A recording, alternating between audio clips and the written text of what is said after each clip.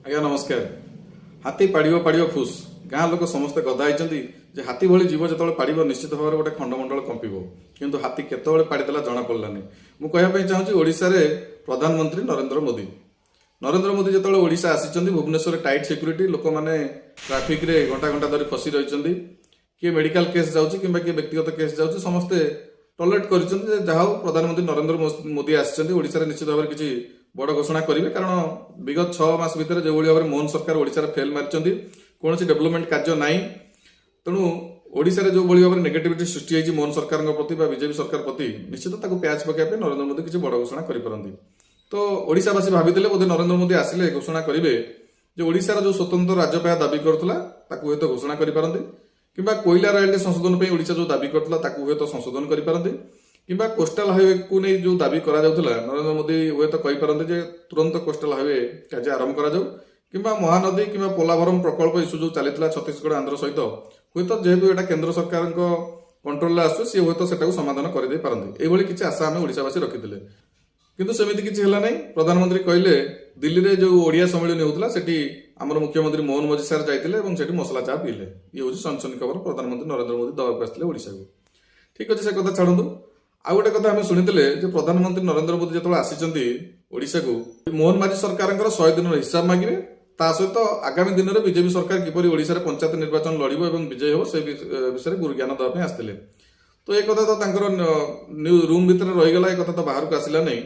ଯାହା ଲାଗୁଛି ନିଶ୍ଚିତ ଭାବରେ ମୋହନ ମାଝୀ ସାର୍ ପ୍ରଧାନମନ୍ତ୍ରୀ ଖୁସି କରିବା ପାଇଁ କହିଥିବେ, ଆଜ୍ଞା ଆମେ ସରକାରକୁ ଆସିଲା ପରେ ପରେ ଆମର ରାଜ୍ୟପାଳଙ୍କ ପୁତ୍ର ଯେ ଝାଡ଼ଖଣ୍ଡର ବ୍ୟକ୍ତି ଆମର ଓଡ଼ିଆ ପୁଅକୁ ମାଡ଼ ମାରିଲେ, ବିଜୁ ଜନତା ଦଳ ଏଠି ଯେତେ ବିରୋଧ କଲା ଆରେଷ୍ଟ କରିବା ପାଇଁ, ଗିରଫ କରିବା ପାଇଁ ରାଜ୍ୟପାଳଙ୍କ ପୁତ୍ରକୁ, ଆଜ୍ଞା ଆମେ କରିଲୁ ନାହିଁ, ଯେହେତୁ ସେ ଆମ ବିଜେପିର ଜଣେ ନେତାଙ୍କର ପୁତ୍ର।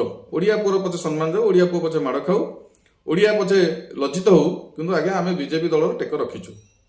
ତା ସହିତ ସେମାନେ କହିଥିବେ ଆଜ୍ଞା ଆମେ ଓଡ଼ିଆ ଅସ୍ମିତା କହି ଯେଉଁ ସରକାରକୁ ଆସିଲୁ, ଆମେ ଆସୁ ଆସୁ ଆମେ ଓଡ଼ିଶାର ଯେତେ ସବୁ ମୁଖ୍ୟ ପଦବୀ ଅଛି, ମୁଖ୍ୟ ଶାସନ ସଚିବ ହୁଅନ୍ତୁ କିମ୍ବା ପୋଲିସ ମହାନିର୍ଦ୍ଦେଶକ ହୁଅନ୍ତୁ କିମ୍ବା ଅନ୍ୟାନ୍ୟ ବଡ଼ ବଡ଼ ପଦବୀ ହଉ, ଆଜ୍ଞା ଆମେ ସବୁ ଅଣ ଓଡ଼ିଆ ଲୋକଙ୍କୁ ଆପଣଙ୍କ କଥାରେ ନିଯୁକ୍ତି ଦେଇଛୁ। ଯେତେ ବିରୋଧ ହେଲେ ମଧ୍ୟ ଆମେ ତାକୁ କିଛି କର୍ଣ୍ଣପାତ କରିନୁ। ତେଣୁ ଏକଥା କହିବା ସହିତ ତା ସହିତ କହିବା ଆଜ୍ଞା ଆମେ ଆସୁ ଆସୁ ଆଇନ ଶୃଙ୍ଖଳା ବିପର୍ଯ୍ୟସ୍ତ, ମହିଳା ନିର୍ଯାତନା ବଢ଼ିଛି, ଦୁଷ୍କର୍ମ ବଢ଼ିଛି, ଶିଶୁ ଏଠି ଚୋରି ହେଇଯାଉଛନ୍ତି। ତେଣୁ ଏଇଭଳି ଭାବରେ ବିଶୃଙ୍ଖଳା ଓଡ଼ିଶାରେ ହେଉଛି। ତା ସହିତ ଆମର ଯେଉଁ ପ୍ରତିଶ୍ରୁତି ବି ମଧ୍ୟ ଦେଇଥିଲୁ ଯେ 300 ୟୁନିଟ୍ ବିଜୁଳି ଫ୍ରି ଦେବୁ, ପ୍ରତ୍ୟେକ ମହିଳାଙ୍କୁ 1000 ଟଙ୍କା ଲେଖାଏଁ ଦେବୁ, ଚିଟଫଣ୍ଡ ଟଙ୍କା ଫେରେଇ ଆଣିବୁ, ଏଭଳି ଯାହା ପ୍ରତିଶ୍ରୁତି ଦେଇଥିଲୁ ଆଜ୍ଞା କୌଣସି ପ୍ରତିଶ୍ରୁତି ଆମେ ପାଳନ କରିନାହୁଁ। ତେଣୁ ଆଗାମୀ ପଞ୍ଚାୟତ ନିର୍ବାଚନରେ ଆମେ କିପରି ନିର୍ବାଚନ ଲଢ଼ିବୁ ସେ ବିଷୟରେ ଆପଣ ଟିକେ ଗୁରୁଜ୍ଞାନ ଦିଅନ୍ତୁ। ଏଇଠି ଆସିଥିବ ନରେନ୍ଦ୍ର ମୋଦିଙ୍କର ଭୂମିକା ଯେ କଣ ସିଏ କହିଥିବେ ଯାହାଫଳରେ ଓଡ଼ିଶାର ବିଜେପି ନେତାମାନେ ଉତ୍ସାହିତ ହୋଇଥିବେ। ଏହା କହିଥିବେ ଯେ ଆରେ ତମେ ଏଇ ଛୋଟ ଛୋଟ କଥାରେ ଭାଙ୍ଗି ପଡ଼ ନାହିଁ। ବିଜେପି ସରକାର ଯେତେବେଳେ ପ୍ରତିଶ୍ରୁତି ଦିଏ କୌଣସି ପ୍ରତିଶ୍ରୁତି ପାଳନ କରେ ନାହିଁ। ତାପରେ ବି ମତେ ଆପଣ ଦେଖନ୍ତୁ, ମୁଁ ଉଦାହରଣ, ମୁଁ 3 ଥର ପ୍ରଧାନମନ୍ତ୍ରୀ, ମୁଁ ଯେତେବେଳେ ପ୍ରଧାନମନ୍ତ୍ରୀ ହେଇନଥିଲି ପ୍ରତିଶ୍ରୁତି ଦେଇଥିଲି ବର୍ଷକୁ 2 କୋଟି ନିଯୁକ୍ତି ଦେବି, ଦେଲି କି? ଦେଲି ନାହିଁ।